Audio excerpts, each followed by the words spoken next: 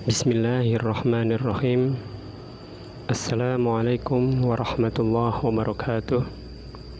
Alhamdulillah hamdan syakiran tayyiban mubarakan fih kama yuhibbu rabbuna wa yardah. Asyhadu an la ilaha illallah wahdahu la syarikalah wa asyhadu anna Muhammadan abduhu wa rasuluh, amma ba'd.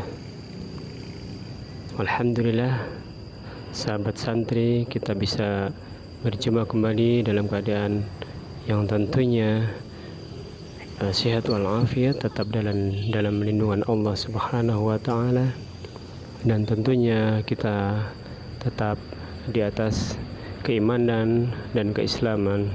Amin ya rabbal alamin. Sahabat santri dimanapun Anda berada, alhamdulillah kita akan melanjutkan yaitu pembacaan buku Sirah Nabawiyah yang sebelumnya kita telah membahas tentang bagaimana keadaan wajah dari baginda Nabi Muhammad sallallahu alaihi wasallam. Tentunya dengan demikian kita akan lebih mengenal dan kita akan lebih tahu bagaimana sosok dari panutan kita Nabi Muhammad sallallahu alaihi wasallam.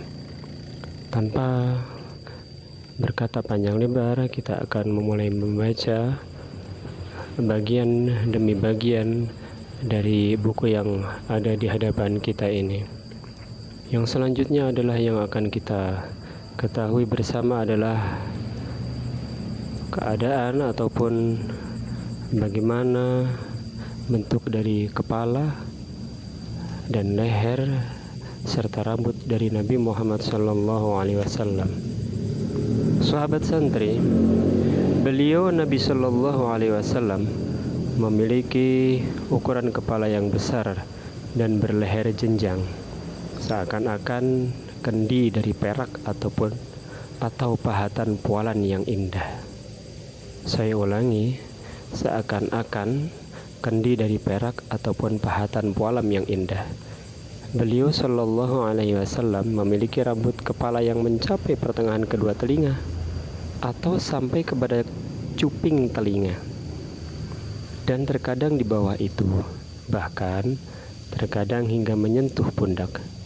Pada rambut di bagian ubun-ubun terdapat beberapa rambut yang berwarna putih, akan tetapi sedikit sekali jumlahnya, di mana jumlah seluruh rambut yang putih yang berada pada kepala dan jenggot beliau sallallahu alaihi wasallam tidaklah mencapai 20 helai.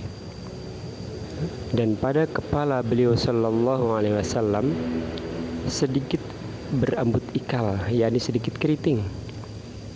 Sedangkan beliau sallallahu alaihi wasallam kadang-kadang saja menyisir rambut kepala dan jenggot. Beliau sallallahu alaihi wasallam menjadikan dua belahan rambut di bagian tengah kepala. Nah, seperti itu kurang lebih gambaran yang telah kita ketahui dari sirah tentang bagaimana keadaan kepala Nabi Muhammad sallallahu alaihi wasallam.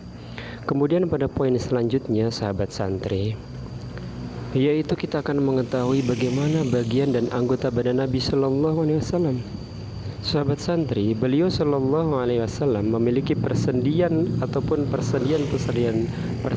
tulang yang besar, seperti kedua bagian siku, kedua pundak, dan kedua lutut. Lengan beliau sallallahu alaihi wasallam panjang dan besar. Kedua telapak tangan dan kaki tampak lebar, serta tidak memiliki lekuk telapak kaki. Kedua tangan beliau sallallahu alaihi wasallam nampak halus, bahkan lebih halus dari sutra jenis kain dibaj, lebih terasa sejuk dari salju, dan lebih wangi dari minyak kasturi.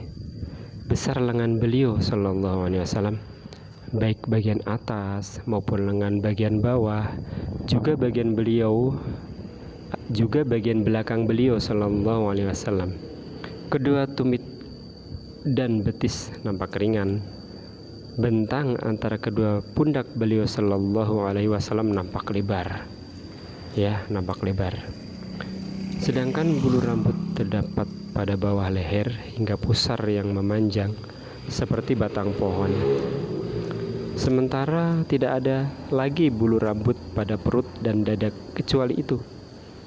Kedua lengan pun berbulu dan kedua pundak, sebagaimana pada perut dan dada, sedangkan pada kedua ketiak nampak putih bersih. Adapun punggung beliau sallallahu alaihi wasallam seakan-akan lempengan perak. Nah, begitulah keadaan ataupun fisik bagian badan dari baginda Rasulullah sallallahu alaihi wasallam. Sahabat santri, pada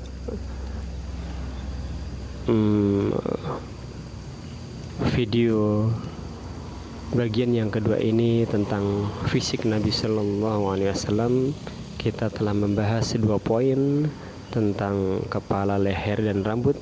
Ini kami jadikan 1 poin, ataupun dalam buku ini tepatnya seperti itu. Kemudian poin selanjutnya bagian dan anggota badan Nabi. Tentunya kita akan melanjutkan poin yang selanjutnya,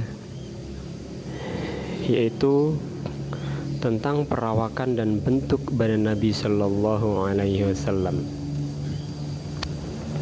Beliau Sallallahu Alaihi Wasallam berperawakan bagus, berpostur seimbang, berpunggung lurus, tidak begitu pendek dan tidak terlalu tinggi, namun lebih dekat kepada tinggi, begitulah kurang lebih.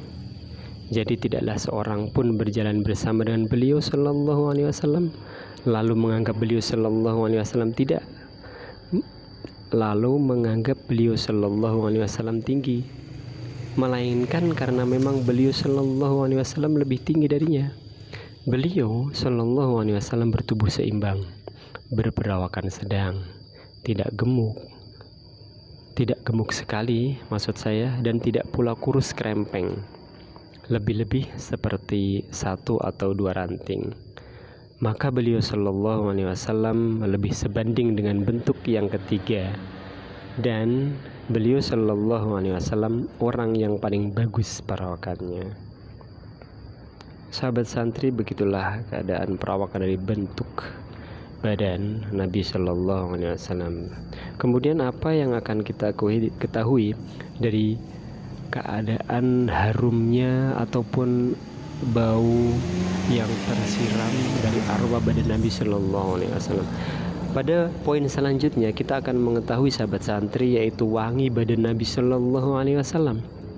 Pada badan beliau Sallallahu Alaihi Wasallam, keringat dan seluruh anggota memiliki bau wangi yang lebih wangi dari segala minyak wangi.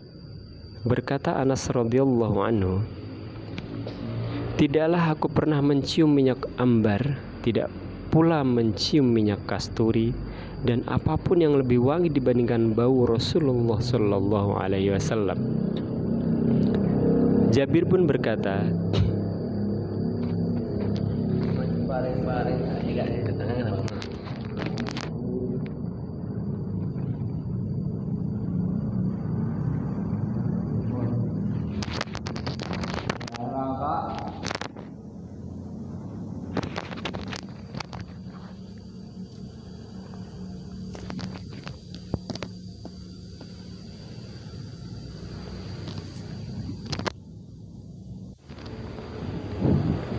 kita lanjutkan sahabat santri.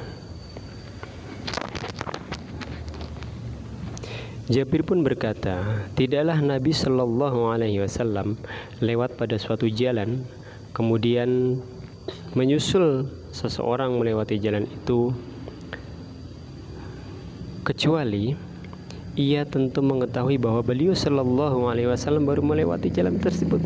Karena apa sahabat santri? Karena betapa wanginya beliau. Nah, dikarenakan mencium bau wanginya, jika beliau Sallallahu Alaihi Wasallam menjabat tangan seseorang, maka sehari itu orang tersebut didapati bau wangi beliau Sallallahu Alaihi Wasallam.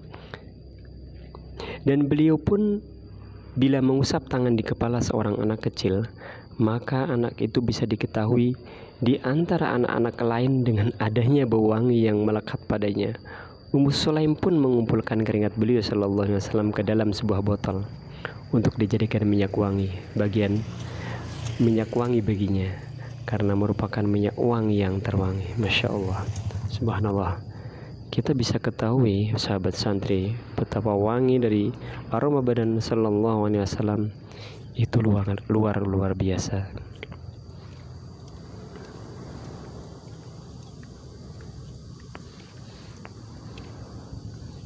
Kemudian yang selanjutnya, sahabat santri, pada poin selanjutnya setelah kita mengetahui keadaan bau wangi yang timbul dari badan Nabi Shallallahu Alaihi Wasallam, kita juga di sini akan menceritakan juga membacakan sifat ataupun keadaan jalan Nabi Shallallahu Alaihi Wasallam.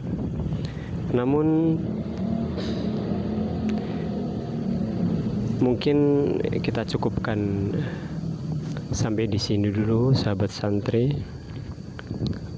Semoga Allah memberikan kemudahan untuk kita bisa melanjutkan poin-poin berikut, dan semoga diberi kemudahan oleh Allah untuk kita tetap eksis mengawal channel ini supaya bisa memberikan manfaat tentunya kepada pribadi kami, dan juga kepada sahabat santri dimanapun Anda berada.